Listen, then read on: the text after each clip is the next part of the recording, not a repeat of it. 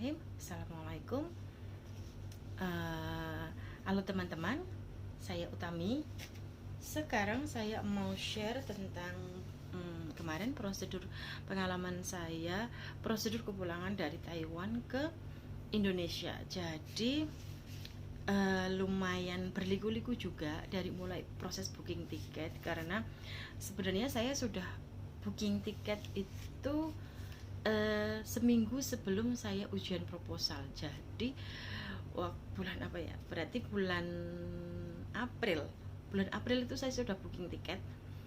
Sejak profesor saya bilang, Utami kamu boleh, ketika saya bilang sudah benar-benar fix tanggal ujian saya 2 minggu sebelumnya, saya bilang izin sama profesor, Prof, kalau setelah ujian proposal 1 minggu setelah ujian proposal apa saya boleh pulang? Profesor bilang oke, boleh. Udahlah, langsung lah saya booking tiket Cathay Pacific waktu itu, karena ada dengar kalau di Surabaya itu prosesnya lebih mudah dan nggak seribet di Jakarta. Saya coba pesen yang Cathay ke Surabaya. Sempat juga minta tolong Mbak Iwa, tolong kalau misalnya di Surabaya nanti gimana gitu ya. Tapi ternyata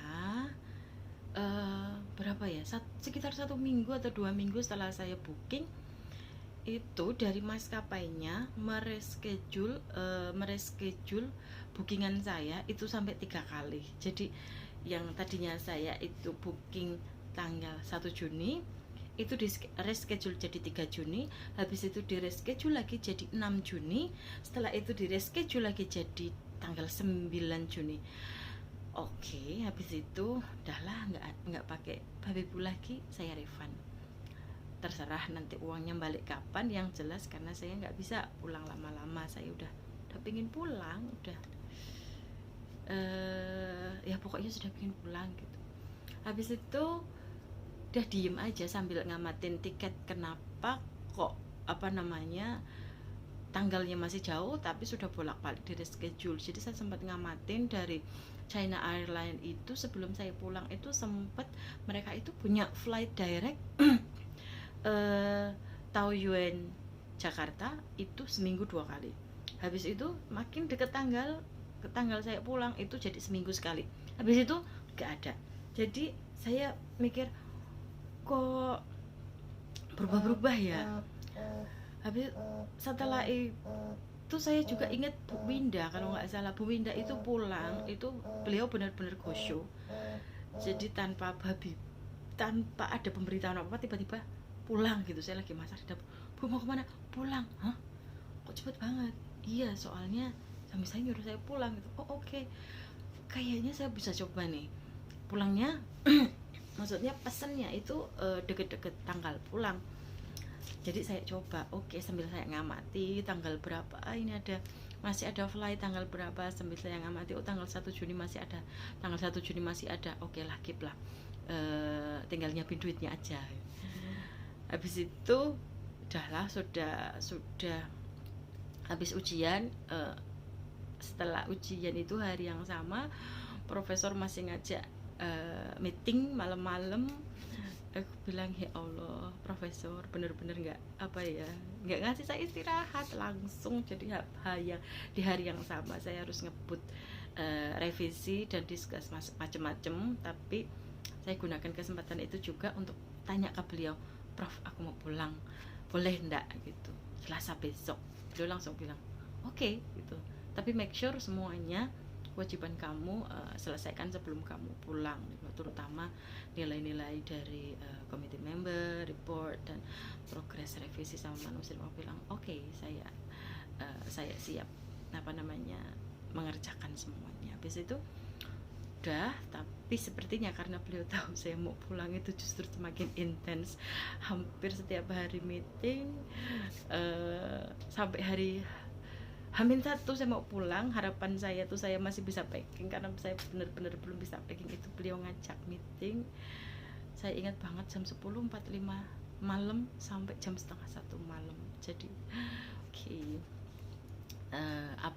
iya segitulah care-nya advisor saya ke saya.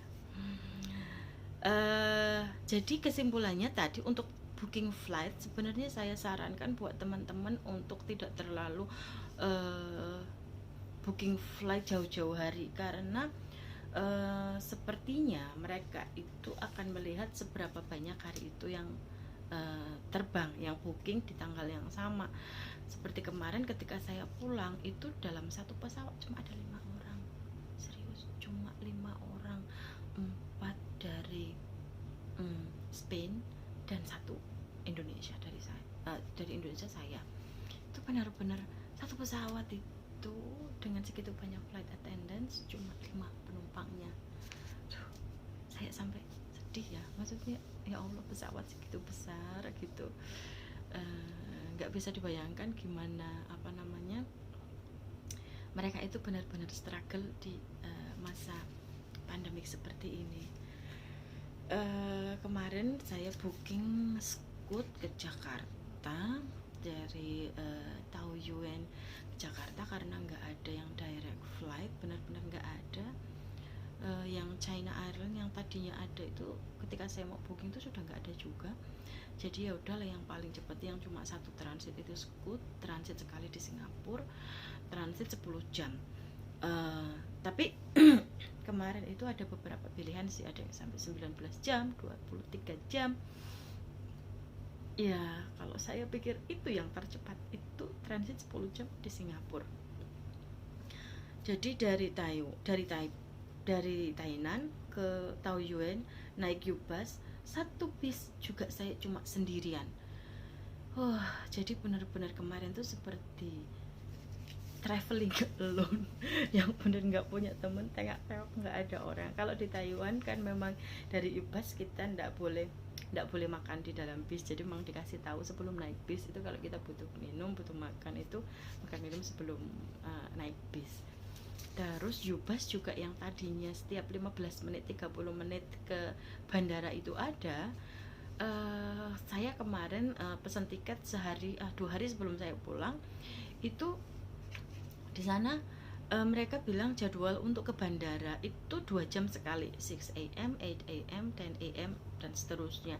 Jadi buat teman-teman mungkin bisa bisa dipersiapkan kira-kira mau ngambil U-Bus jam berapa. Kalau yang perjalanannya dari Thailand bisa dilihat nanti jam berapa, karena mereka hanya jalan 2 jam sekali, yaitu mulai jam 6 pagi, paling gak sih itu jam 6 pagi.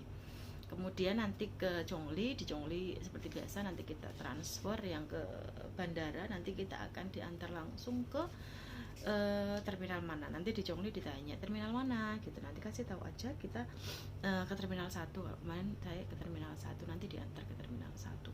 Nah, masuk ke bandaranya juga sepi sekali, benar-benar sepi. Sudah sampai sana saya sempat makan dulu di bandara, duduk dulu karena saya memang berangkatnya lebih awal, takut kalau buru-buru kan. Di sana nunggu sekitar, jadi saya sampai bandara sekitar setengah dua siang. Jam setengah 2 itu saya masih nunggu karena flight saya itu jam 4 kurang seperempat. Jadi sampai jam setengah 3 saya masih duduk-duduk makan, ngemil-ngemil, teleponan sama anak-anak. Habis itu sudah mau jam 3 barulah saya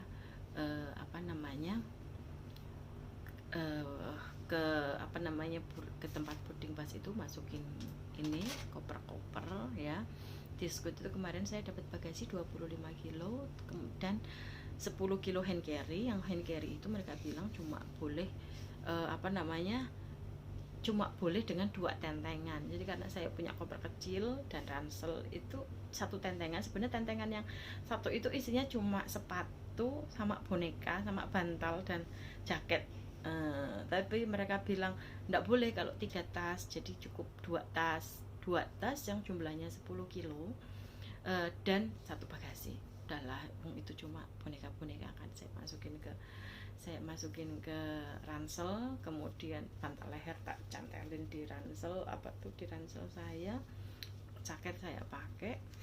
Udah, habis itu nunggu sebentar. Begitu pas boarding, sudah mau maksudnya ke gate saya mau naik itu, sepi banget, nggak ada orang, benar-benar nggak ada orang. Udah di sana jalan lah. Saya sih nggak tahu kalau di pesawat itu cuma ada 5 orang ya ternyata. Tapi setelah berapa jam perjalanan itu saya lihat kepengen ke toilet gitu.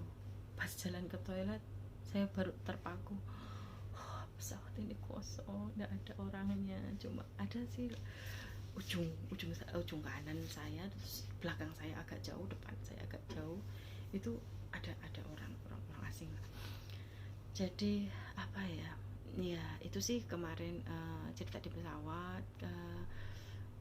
Di pesawat saya dapet apa ya, care kit ya.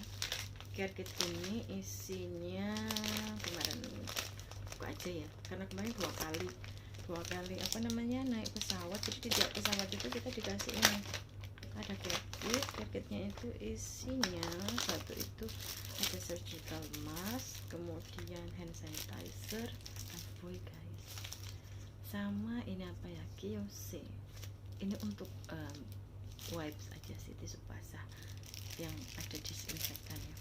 Kemudian dapat meals juga, sudah termasuk makan. Lumayan sih kemarin dapat apa namanya, smashed potato sama scrambled egg, dapat coklat bar lumayan enak, sama jus, kopi, itu yang paling penting, dapat kopi guys, free. Biasanya kalau di pesawat harus beli sih. Itu kemudian transit di Singapura 10 jam. Di Singapura kemarin dari terminal saya datang menuju ke tempat apa namanya, ke tempat nunggu, di gate tempat nunggu, karena kita disatuin di satu pool gitu untuk semua foreigners atau yang transit di Changi Airport, itu kita dikumpulkan di satu tempat, kalau nggak salah di Terminal 3 gitu. Terminal 3 itu jalan dari Terminal 1 di Changi Airport sampai Terminal 3 sampai Gempor 30 menit jalan kaki, ya Allah. Dan nggak ada troli karena mereka bilang sudah mulai pembatasan. Dari Terminal 1 ke Terminal 3 kita di-guide satu petugas dari bandara, jadi benar-benar bandara kayak kota mati, benar-benar yang apa ya, beda banget Changi Airport tahun kemarin, rame hiruk pikuk kayak gitu. Jadi bulan Februari tahun kemarin itu kan saya pulang ke Indo, saya balik ke Taiwan lagi juga, transitnya di Changi Airport itu masih rame gitu loh bulan Februari tahun kemarin 2020. Tapi tahun ini ya Allah sedih banget, toko tutup, semua tutup, benar-benar tutup. Dan sembari kita jalan itu memang saya pribadi saya merasa aman, handrail segala macam setelah dilewatin orang tuh ada petugas yang spray pakai disinfektan, kemudian dilap gitu loh, termasuk lift, termasuk semuanya kita. Itu benar-benar apa ya, mereka menjaga sekali protokol kesehatannya itu benar-benar dijalankan untuk memutus rantai penyebaran COVID-19. Kemudian begitu kita turun, kita dikasih gelang warna hijau di tangan kanan, kita suruh nunggu jalan kaki sampai Terminal 3. Di Terminal 3 itu ada kayak apa ya, kayak warung kecil gitu warung kecil kayak food court, tapi ada restoran juga yang buka, tapi di situ kita untuk pesen itu scan barcode, kirim order, nanti habis itu makanan dikirim atau kita ngambil ke counter. Tapi di situ juga ada kayak food stall gitu yang ada jualan apa, air mineral, kopi, cup noodles gitu ada di situ. Dan mereka juga menerima beberapa mata uang, tetapi mereka tidak menerima NTD. Sementara saya cuma bawa NTD, coba pakai ATM, ternyata karena ATM saya kartu debit ya, bukan kartu kredit, nggak bisa juga. Oke lah, untung saya masih bawa, mesti bekal yang saya beli dari Sevel di Taipei itu masih ada, dan ada apa ya, tap water, jadi kita bisa bawa untung bawa botol kuning, jadi saya ngisi air lah pakai botol saya, aman. Di sana ada playground juga, jadi buat yang bawa anak-anak insya Allah nggak bosen sih, meskipun harus nunggu agak lama. Dan banyak banget sofa sofa empuk yang nyaman, jadi kalaupun mau tidur segala macam itu masih bisa, masih enak lah. Ada beberapa meja dengan port untuk ngecas laptop, HP. Jadi selama di Canggih juga saya masih ngerjain revisi ya, karena itu di hari yang sama, di hari perjalanan juga sekretarisnya emak tetap ngelain saya, "Utami sudah sampai mana progresnya?" Oke. Jadi sambil transit tetap sambil ngerjain revisian. Kemudian sampai di sana, balik ke setelah pagi itu udah dipanggil mulai boarding, terus kita pulang pakai Singapore Airlines. Nah, di Singapore Airlines ini lumayan banyak, jadi banyak penumpangnya banyak banget, hampir penuh, bisa dibilang itu satu pesawat itu banyak banget lah pokoknya. Habis itu sampai di bandara, sampai di Bandara Soekarno-Hatta itu alhamdulillah prosesnya tidak begitu lama gitu, yang kayak pengalaman tahun kemarin, mungkin liburan winter kemarin atau summer break tahun kemarin teman-teman bilang, "Oh, lama ngantrinya untuk proses verifikasi, registrasi segala macam." Alhamdulillah kemarin enggak. Begitu kita turun, sebelum kita turun kita dikasih kertas gitu tuh, suruh ngisi nama, flight number, seat number, kemudian hasil PCR-nya apa, kemudian ditulis statusnya student atau buruh pekerja migran gitu, ditulis aja. Oh ya, untuk yang student jangan lupa siapin selain paspor juga student ID kalian ya, karena nanti akan diverifikasi yang student juga. Tapi ya cuma untuk melihat aja sih statusnya BMI atau student gitu aja, nggak ada pembeda perlakuan dan apa-apa sebenarnya. Jadi begitu sudah sampai, nanti kita datang ke counter, kita siapin PCR report kita, PCR report, paspor sama student ID, nanti diserahkan, diverifikasi, nanti ditanya sama petugas, "Mau karantina yang gratis atau yang berbayar?" Tentu yang gratis dong. Saya jawab aja gratis. Oke, langsunglah distempel sama beliau Wisma gitu. Ditanya di Taiwan berapa lama, di sana kerja. Saya bilang enggak, saya sekolah gitu. "Oh oke, mana ada student ID, ada kartu pelajarnya." Saya keluarkan. Habis itu udah ditanya mau yang bayar atau yang gratis, saya bilang saya mau yang gratis. Oke. Terus ditulis di stempel Wisma, terus disuruh ngumpul. "Bu, habis ini saya kemana?" "Ikuti aja Bu," gitu.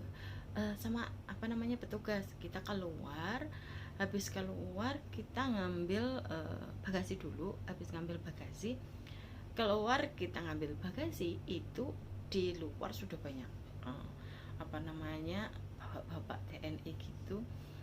Nanti akan tanya, kita akan disuruh perlihatkan kertas yang tadi, yang tulisannya isinya informasi kita dan kita mau kemana nih, ke Wisma atau ke hotel. Kalau yang Wisma nanti akan diminta tunggu di sini Bu gitu. Begitu tunggu sebentar, terus saya keluar itu langsung ibu ke ke bis yang paling depan gitu. Itu sudah ada bis Dampri nunggu di depan ke sana. Nah, dibantu sama sopir Damrinya, itu bapaknya baik banget. Itu masukin koper-koper, udah ibu masuk aja, naik aja langsung, tunggu di atas. Jadi prosesnya bisa dibilang cepat banget, dari mulai saya turun sampai dengan naik ke bis Damri itu mungkin nggak ada 1 jam, cuma sekitar 30 menit, karena prosesnya benar-benar cepet. Jalan sebentar, cek verifikasi, geser ngambil barang. Kebetulan juga pas ngambil bagasi juga ndak lama, itu saya langsung naik ke koper saya, langsung saya ambil, udah keluar naik ke Damri udah kayaknya nunggu penuh. Habis itu kita jalan langsung ke Wisma Atlet. Di Wisma Atlet yang gak lucu, jadi ketika bisnya berhenti di depan Wisma Atlet, sopirnya kan turun nih mau nge-report. Beliau sudah oh ya, paspor kita itu akan diminta dikumpulin jadi satu. Mereka bilang nanti akan diserahkan ketika ibu sudah 2 kali PCR dan dinyatakan negatif, nanti paspor akan dikembalikan. Oke, anyway, manut aja lah, ngikut yang gratis pokoknya sesuai prosedur. Udah begitu di depan Wisma Atlet, sopirnya turun menyerahkan semua paspor kita. Itu pedagang asongan pada naik ke dalam bis, teman-teman. Syok kan, ini aku harus dikarantina tapi kok banyak orang naik bis. Ada yang jualan charger, ada yang jualan rokok, ada yang jualan kerupuk. Dalam hati, oke, ini Indonesia. Ya sabar. Habis itu kita turun dari bis. Jadi tadi barang-barang kita juga dibantuin sama Pak sopir sama Pak Pate yang ngumpulin, karena mereka bilang, ibu ransel segala macam taruh sini karena nanti akan disinfeksi, dia bilang gitu. Habis itu waduh, turun disemprot sama mereka, kita duduk berjajar, nanti dipanggil satu-satu, di briefing lah, di situ di briefing kalau kita nanti di sini 5 hari, kemudian nggak boleh pesen Grab, pesen GoFood dan segala macam, pokoknya nggak boleh pesen, nggak boleh ada makanan masuk, karena memang nanti kalau ada makanan masuk ke sini, misalnya kita terpapar kan jadinya bias tuh, kita terpaparnya itu dari negara asal kita datang atau di sini gitu. Pokoknya intinya dong kualitas itu harus negatif untuk menghindari, untuk menjaga itu aja sih.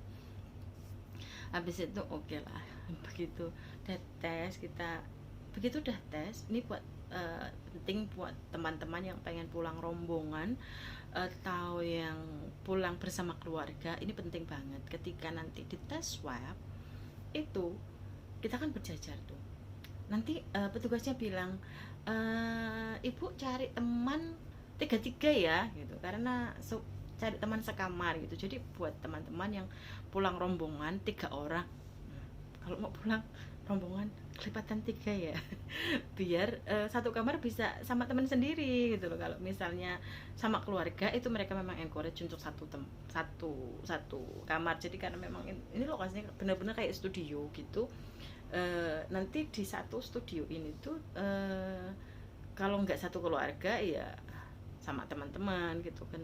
Karena kemarin saya jalan sendirian ya sudah, kebetulan ada mbak-mbak yang banyak tanya ke saya dari Singapura untuk ngisi form gitu, karena dia nggak bawa pulpen dan lain sebagainya, jadi lumayan ngakrabi gitu. Aku bilang oke, mbak mau sekamar sama saya, mbaknya mau ya oke.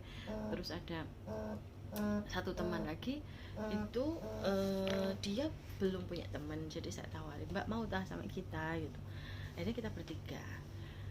Nah begitu sudah selesai swab, itu lebih shock lagi. Di dalam, di bawah ini ada kantin, ternyata ada kantin dan kita bebas ke kantin ya. Ini karantina tapi yo karantina mandiri katanya, jadi harus melayani sendiri. Ada kantin, kita bisa ke sana teman-teman, jadi kita bisa beli jajan, beli keperluan kita tuh ke kantin. Habis itu saya kok takut ya ke saya kok jadi takut, mau dikarantina kok malah takut. Saya tuh nggak takut dengan teman-teman yang dari datang dari luar, jadi mau beliau BMI, mau pelajar, mau siapapun, karena saya percaya mereka sudah bawa report PCR negatif dari negara masing-masing, dari tempat mereka datang. Karena loh itu udah syarat flight untuk kita bisa terbang itu memang harus ada PCR negatif. Tapi begitu sampai Wisma Atlet banyak orang. Kalau teman-teman BMI, teman-teman pelajar yang datang bareng saya, itu udah jelas mereka itu negatif. Saya nggak khawatir. Yang saya khawatirkan adalah orang-orang yang saya temui di Wisma Atlet, petugas-petugas, bapak-bapak TNI segala macam, termasuk yang mereka yang lalu lalang di bawah.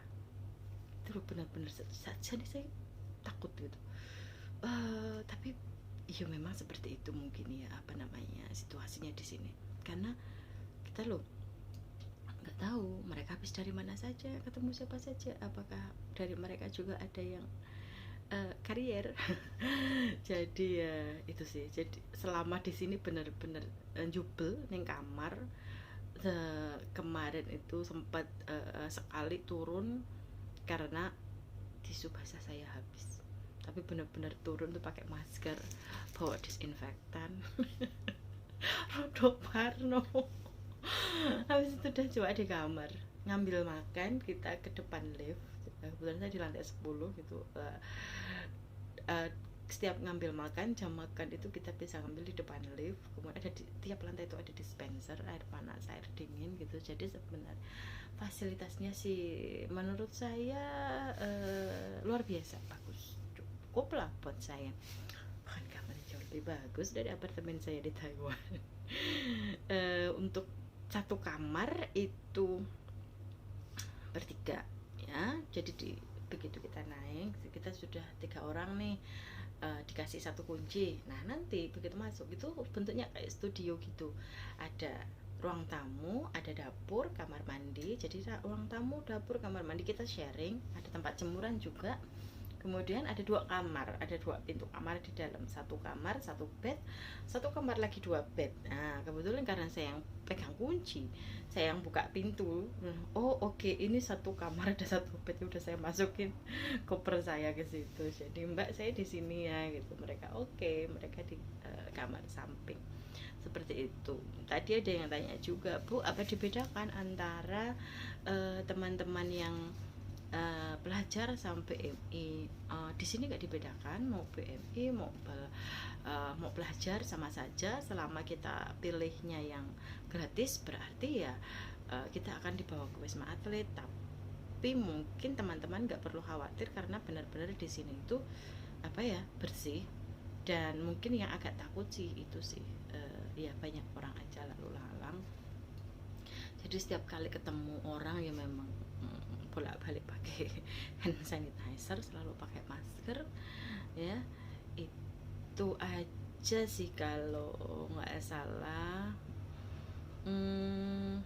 Kalau boleh request kamar, boleh, yang tadi saya sampaikan, boleh request kamar, maksudnya sekamar dengan siapa gitu, tapi maksimal 3 orang, kecuali mungkin kalau keluarga ya, kalau misalnya keluarga satu keluarga itu 4 orang gitu, jadi mungkin bisa. Tapi kalau misalnya lebih dari 4 orang mungkin bisa kalau keluarganya banyak mungkin bisa dipecah jadi 2 kamar gitu.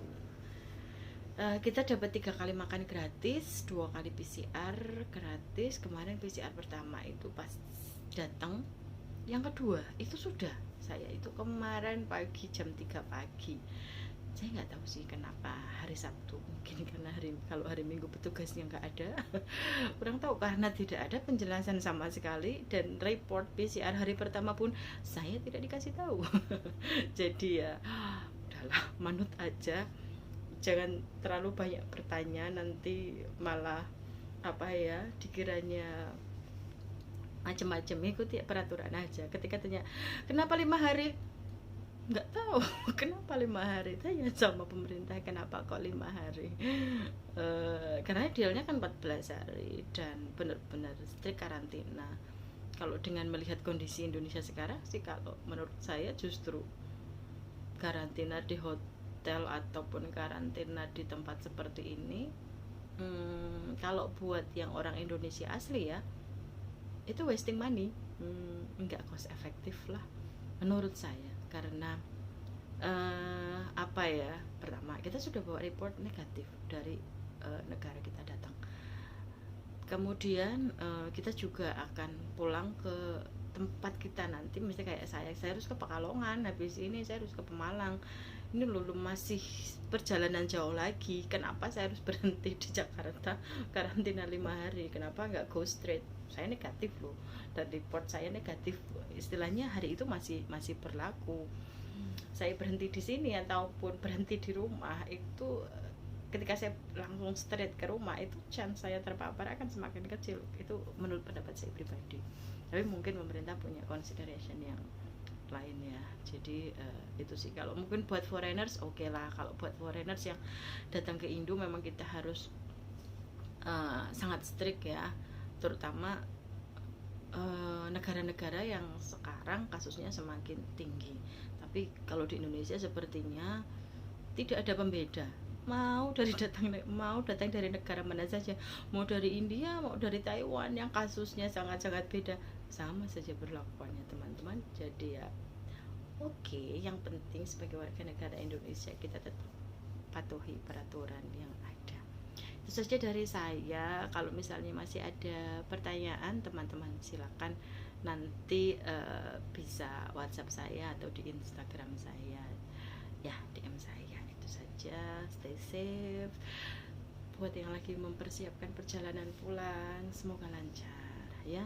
Ingat, gak usah jauh-jauh hari pesen tiketnya, dan jangan lupa apa ya, siap-siap dengan menghadapi lingkungan di Indonesia yang mungkin berbeda dengan di negara teman-teman sekarang tinggal. Stay safe teman-teman. Terima kasih. Semoga informasi ini cukup menjawab beberapa pertanyaan teman-teman kemarin. Assalamualaikum.